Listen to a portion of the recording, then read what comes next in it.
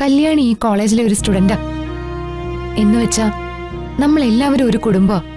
അതിന്റെ തെളിവാ കോളേജ് വിട്ടിട്ടും കുട്ടികൾ ഇവിടെ തന്നെ നിൽക്കുന്നത്. നമ്മൾ ഒറ്റക്കെട്ടായി കല്യാണിക്ക് വേണ്ടി പ്രാർത്ഥിക്കും. എവിടെ ചെന്നാലും അവക്ക് വഴക്കുണ്ടാക്കാൻ മാത്രമല്ലേ നേരമുള്ളൂ. ഇവിടെ ചെയ്തതുപോലെ തന്നെ അവിടെയും കണ്ട സ്റ്റുഡൻസുമായിട്ട് വഴക്കിട്ടിട്ടുണ്ടാവും. അതിൽ ആരെങ്കിലും ഒരാൾ പണി കൊടുത്തതായിരിക്കും. എന്താ അങ്ങനെ ആയിക്കൂടെ? അങ്ങനെ ആകാനാണ് ചാൻസ്. ചിന്നുവിന്റെ സ്വഭാവം ഇഷ്ടപ്പെടാത്ത ആരെങ്കിലും അവൾക്ക് വിഷം നൽകിയതായിരിക്കും. എന്റെ അറിവിൽ ദക്ഷയ്ക്ക് മാത്രമേ ചിന്നുവിനോട് അത്രയ്ക്ക് ശത്രുതയുള്ളൂ. അനാവശ്യം പറയരുത്. നമുക്കാർക്കും ചിന്നുവിന്റെ സ്വഭാവം ഇഷ്ടമല്ല. അതുപോലെ ദക്ഷയ്ക്കും അവളുടെ സ്വഭാവം ഇഷ്ടമല്ല. അതിന്റെ പേരിൽ ദക്ഷ അവൾക്ക് വിഷം നൽകുമെന്ന് പറയുന്നത് വിഡ്ഢിത്തമാ. നിനക്കും ചിന്നുവിനെ കണ്ണെടുത്താ കണ്ടൂടല്ലോ. അപ്പോ ചിന്നുവിന് വിഷം നൽകിയത് നീ ആയിക്കൂടെ? അമ്മ എന്തൊക്കെയാ ഈ പറയുന്നേ? ഞാൻ ഇവിടെ ഈ വീട്ടിലിരുന്നോണ്ട് എങ്ങനെ അവൾക്ക് വിഷം കൊടുക്കും? അതുപോലെ തന്നെ ദക്ഷയും നാടകം കണ്ടുകൊണ്ട് എന്നോടൊപ്പം തന്നെ അവിടെ ഇരിക്കുകയായിരുന്നു.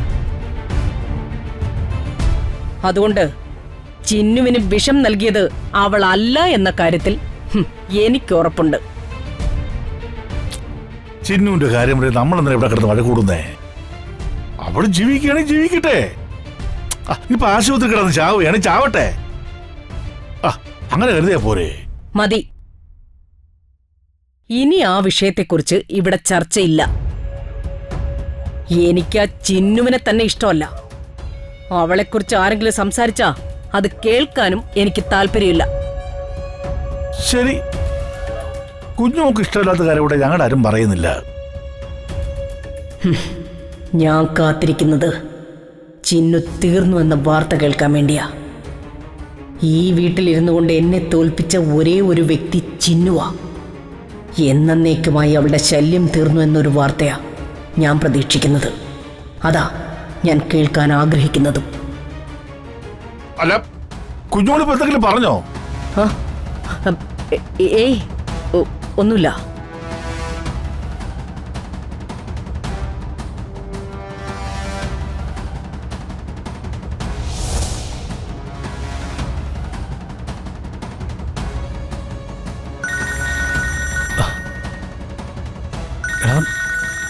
ഹോസ്പിറ്റലിൽ നിന്ന് മഹിസാറാ. നീ കാര്യം എന്താന്ന് ചോദിക്കേ.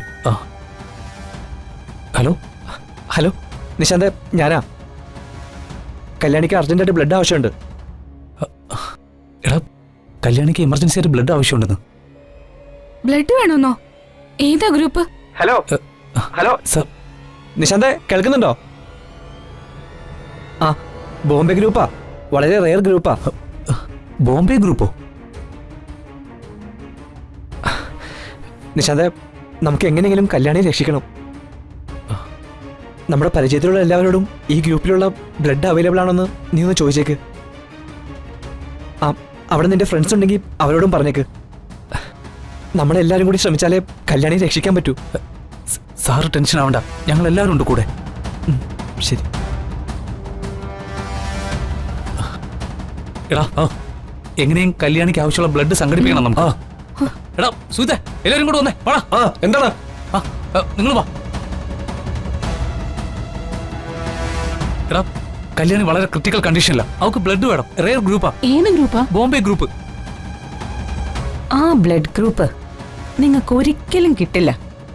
അത് 2.5 ലക്ഷം പേരിൽ ഒരാൾക്ക് മാത്രമുള്ള റെയറായ ബ്ലഡ് ഗ്രൂപ്പാ. അതിനു വേണ്ടി ശ്രമിച്ചിട്ട് ഫലം ഉണ്ടാവുമെന്ന് തോന്നുന്നില്ല. എന്ന് വെച്ച് നമുക്ക് അങ്ങനെ അങ്ങ് ഒഴിവാക്കാൻ പറ്റില്ലല്ലോ അവളെ. എടാ, നമ്മളോടൊപ്പം പഠിക്കുന്ന കുട്ടിയല്ലേ കല്യാണി? അതും ഒരു പാവം കുട്ടി. അവളെ അങ്ങനെയൊന്നും കൈവിടാൻ പറ്റില്ല.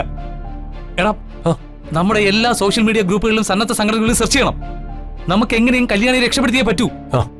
സെർച്ച് ചെയ്യ്.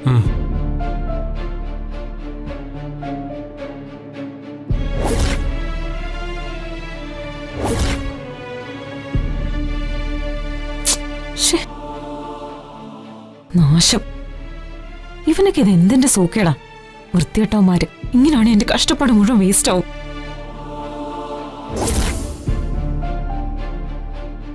അവൾക്ക് വേണ്ട HH ബ്ലഡ് ഗ്രൂപ്പ് ഏതായാലും കിട്ടാൻ പോകുന്നില്ല.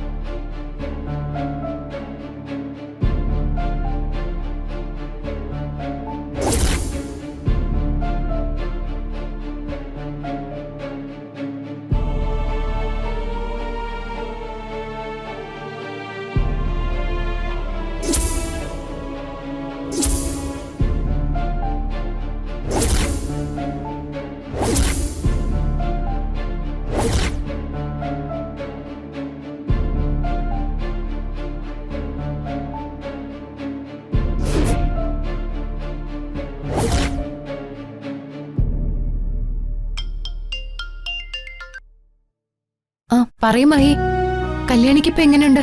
ഒന്നും പറയാനാവാത്ത അവസ്ഥയില്ല മേഡം. ഡോക്ടർമാരെ കൊണ്ട് പറ്റുന്നതെല്ലാം അവർ ചെയ്യുന്നുണ്ട്. ഇനിയെല്ലാം ദൈവത്തിന്റെ കയ്യിലാണെന്ന് അവർ പറയുന്നത്. അതിന്റെ അർത്ഥം എന്താണെന്ന് ചിന്തിക്കുമ്പോൾ ഞാനാകെ തകർന്നു പോവാ. മഹി ടെൻഷൻ ആവണ്ട. കല്യാണി ഈ കോളേജിലെ ഒരു സ്റ്റുഡന്റാ. എന്ന് വെച്ചാ നമ്മൾ എല്ലാവരും ഒരു കുടുംബ. അതിന്റെ തെളിവാ കോളേജ് വിട്ടിട്ടും കുട്ടികൾ ഇവിടെ തന്നെ നിൽക്കുന്നത്. നമ്മൾ ഒറ്റക്കെട്ടായി കല്യാണിക്ക് വേണ്ടി പ്രാർത്ഥിക്കും. ഇത്രയും പേരുടെ പ്രാർത്ഥന അവഗണിക്കാൻ ദൈവത്തിന് സാധിക്കില്ലടോ. താൻ സമാധാനമായിട്ടിരിക്കെ. ശരി മേഡം.